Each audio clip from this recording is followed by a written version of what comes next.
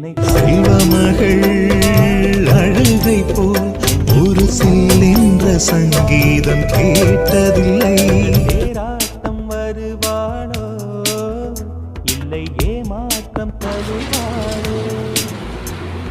தத்தளிக்கும் மனமே தத்தை வருவாளா?